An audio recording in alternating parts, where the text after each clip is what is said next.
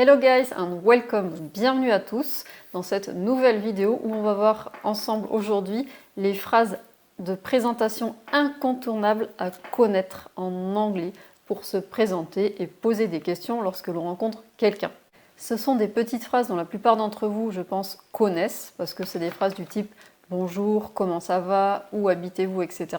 Mais lorsque vous vous retrouvez en situation réelle avec donc un étranger, en général, ça bloque et ça ne sort plus. Vous avez toujours du mal et vous vous embrouillez. Si vous voulez demander à quelqu'un ce qu'il fait dans la vie, qu'est-ce qu'il fait comme boulot, il y a plusieurs façons de demander. Vous pouvez dire « What do you do for a living ?» Vous pouvez aussi dire « What job do you do ?» On peut dire aussi « What do you do in your life ?» Qu'est-ce que tu fais dans la vie? Enfin, on peut dire « What is your job ?» Quel est ton boulot? On peut répondre « I am a teacher » Je suis un professeur. « I teach English » J'enseigne l'anglais.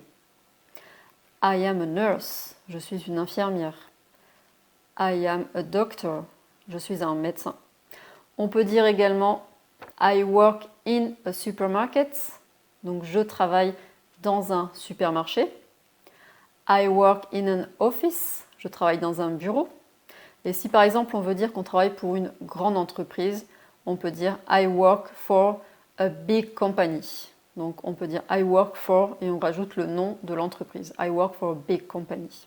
Pour demander à quelqu'un ce qu'il fait dans son temps libre, ce qu'il aime faire quand il ne travaille pas, vous pouvez dire What do you like to do in your free time? Ou par exemple, What do you like to do in your spare time? Vous avez différentes manières. On peut répondre I like riding a bike. I like walking in the forest. J'aime marcher dans la forêt. I like to play music. J'aime jouer de la musique. I like to dance. J'aime danser. Pour demander à quelqu'un combien il a de frères et de sœurs, on peut dire How many brothers and sisters have you got? Ou How many brothers and sisters do you have? Vous pouvez dire have you got ou do you have à la fin. Ça dépend si vous voulez utiliser la façon plus américaine ou la façon plus anglaise. Et donc, on peut répondre I have one brothers and two sisters, par exemple. Ou I have got one brother and two sisters. Si vous voulez demander à quelqu'un si cette personne a des animaux, vous pouvez dire Do you have any pets? Ou Have you got any pets? Donc pets, c'est un petit mot qui veut dire les animaux domestiques, les animaux à la maison. Et donc on peut répondre Yes, I have one dog, par exemple.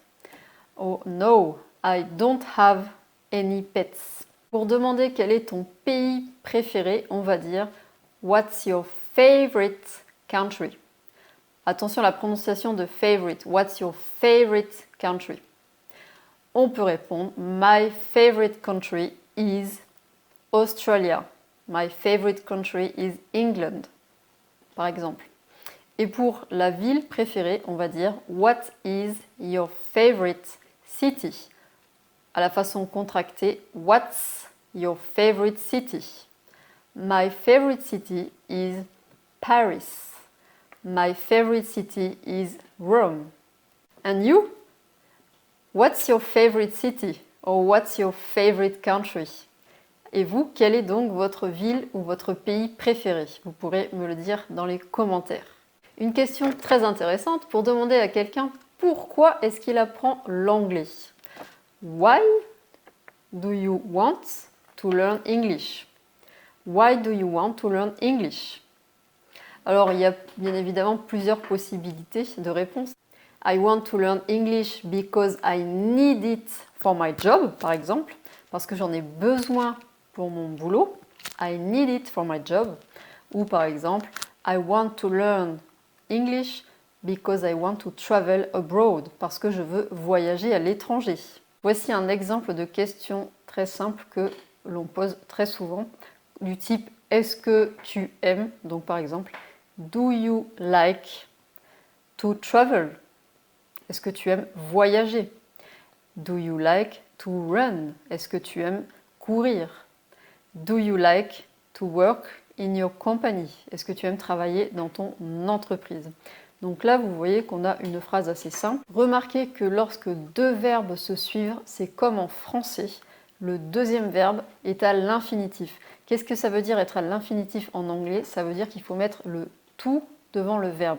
Donc là, on voit bien dans la question, do you like to travel? Donc on a notre premier verbe like et le deuxième auquel on rajoute le to devant. Do you like to travel? Do you like to run? Do you like to work? Donc, est-ce que tu aimes voyager? Est-ce que tu aimes courir? Est-ce que tu aimes travailler? Donc là, on a deux verbes. Le deuxième est toujours à l'infinitif, donc il faut mettre le to. N'oubliez pas ça, c'est très important. Et quand vous voulez poser une question avec un nom, il suffit de mettre le nom directement après le verbe. Donc par exemple, est-ce que tu aimes les pizzas? Do you like pizza? Tout simplement. Do you like ice cream? Est-ce que tu aimes les glaces? Pour répondre, on peut dire yes, I do, ou on peut dire yes, I like to travel. Yes, I like pizza. À la négation, on dira no, I don't like to travel. No, I don't like pizza. Un autre exemple pour finir avec le verbe want. Do you want to travel? Est-ce que tu veux voyager? Do you want to travel? Est-ce que tu veux voyager? Donc là encore, on voit bien qu'on a deux verbes qui se suivent. On a le premier verbe want et le deuxième to travel, donc avec le to devant. Et on répond yes, I do, ou yes, I want to travel, ou no, I don't want to travel. J'ai une dernière question pour vous. Do you want to learn English? Do you want to learn English? Là encore, on voit bien qu'on a deux verbes qui se suivent. Le deuxième est à l'infinitif. Donc le premier verbe want, le deuxième to learn. Donc on a bien le to devant le learn. Donc là, je vous demande, est-ce que vous voulez apprendre l'anglais? Do you want to learn English? Voilà pour les petites phrases incontournables à connaître.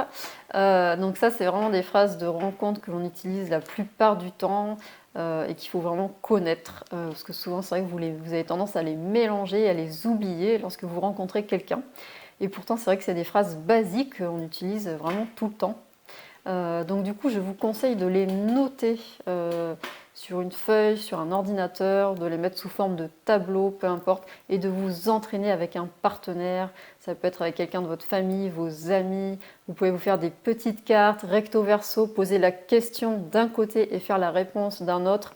Vous pouvez également vous mettre des post-it dans votre maison, sur le miroir de la salle de bain, sur le frigo. Comme ça, vous les voyez tous les jours et vous allez à force les connaître par cœur.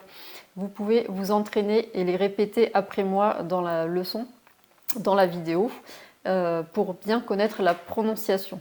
Si vous êtes tout seul et que vous n'avez personne pour pratiquer, n'oubliez pas que vous avez des sites sur internet comme Italki ou Tandem, dont je vous ai parlé dans d'autres vidéos, où vous pouvez vous inscrire, créer un compte et ils vous permettront, ces sites, de rencontrer des natifs et de parler directement avec eux. Donc à ce moment-là, vous pourrez poser ces questions et y répondre. Vous serez un petit peu plus à l'aise pour vous présenter et poser des questions avec ces personnes-là. N'oubliez pas de télécharger votre guide gratuit qui se trouve sur un lien juste sous la vidéo pour apprendre et organiser votre apprentissage de l'anglais. Vous y trouverez toutes les meilleures ressources en ligne pour apprendre l'anglais, mais également une méthode de travail pour vous aider à travailler régulièrement et surtout efficacement. N'oubliez pas d'aimer la vidéo, de partager, de souscrire également. Vous pouvez poser toutes vos questions sous la vidéo et j'y répondrai avec grand plaisir. Je vous dis à bientôt. See you later. Bye.